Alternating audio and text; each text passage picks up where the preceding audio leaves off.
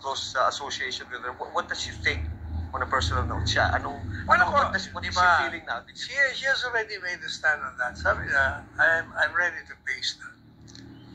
In fact, November pa, pinong ko na yung legal team ko. Kaya when I was asked, how is she facing the impeachment? Ang sagot ko, simple lang. She is ready since November, so she's going to face, or she's facing the impeachment courageously, smilingly, competently, and happily.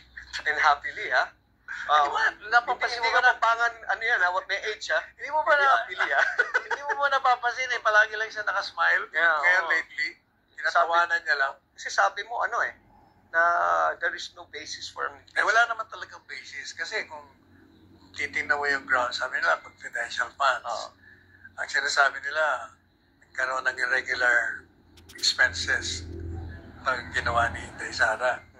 Kasi daw, yung mga tumanggap, yung mga fictitious, alam mo, Jojo, confidential funds are reserved by the government against the enemies of the state. Kukunin mo ang information against them, from them, yung mga bumaliktad, yung mga nabili. Kaya pag pinapirma mo sila na tumanggap sila ng pera at binigyan mo sila ng informasyon, ipapatay niya mga yan. Kaya talagang dapat fictitious. That's one. Sila po sinasabi nila, irregular daw yung mga paggastos.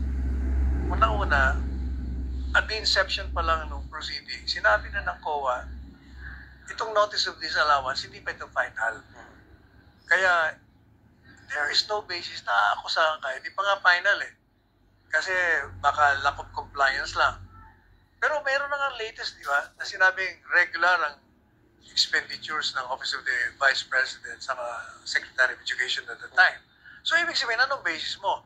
So, wala na yun. Pangalawa, sabi nila, may attempt to assassinate the President. Yes. Kalokohan yun Yung pagbabantang yun na sinasabi, hindi naman pagbabanta yun Ano ba talaga nangyari doon? Sinabi niya, kasi tinatanong siya ng reporter, Ma'am, paano ang security nyo? Kasi nga, di ba, matagal niya na sinasabi na may security threat. Threat against her life. Pero siya pinapansin. And then, bigla na lang nagkaroon ng, inilarawan siyang unfit as a public official, inihiya siya doon sa congressional hearing, and then, inisa-isa na si Presidente Duterte, si Kibuloy, sunod-sunod. Pagkatapos, hindi pa man pinapala-impeachment, matagal na nila sinasabi magpapile. Marami. Makikita mo na talagang merong diretsong goal na siraan siya. Kaya sabi niya, from the very beginning, alam ko na naman to. Kaya yung ginagawa nila sa akin, handa ako. O kaya, nung sinabi niya yun, nung tinatanong yung security niya, nakita niya ngayon yung mga nakaraan kung paano siya talagang gusto sirain at tuhugin. Kaya sabi niya, huwag ka mag-alala.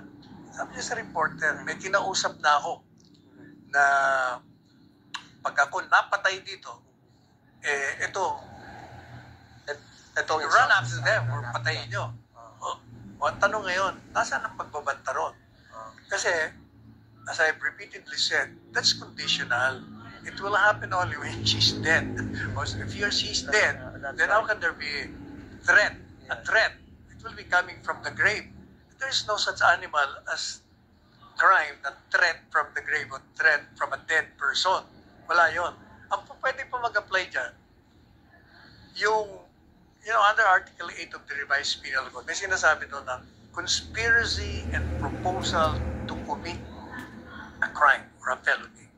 Tapos, in the second and third paragraph, sinasabi, ano ba yung conspiracy? Conspiracy, two or more persons agree to inflict harm on the life, honor, property of a person. That was a crime.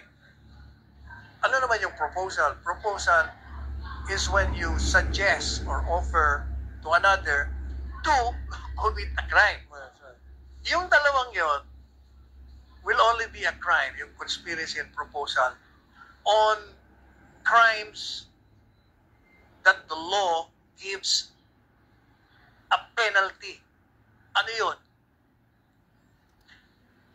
Conspiracy and proposal to commit sedition, Okay. treason, rebellion or insurrection, and coup d'etat.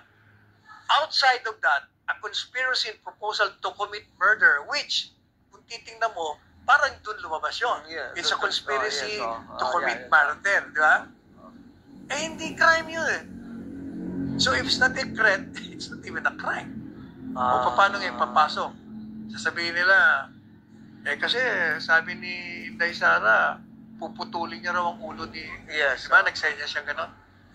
Ang problema sa inyo, hindi niyo alam kung anong hyperbole o kung So nagbibiro. you're saying this is all rhetorics? Kasi tingnan mo Jojo, pag tayong dalawa, pag nagkaasaran tayo, alam mo, nagkikinuman na nag-aasa, meron ka sinabi na nabuwis daw, sabi ko, putuli ko kaya ulo mo. Di ba? Yan ang mga salitang ano yan eh. Na unexplained wealth. Nasaan? Wala naman sinasabing, paano nagkaroon ng unexplained wealth si Sara? So yun yung mga... Political lang yan, Jojo. Anong layunin nila? Destroyer. Tanggalin mo siya sa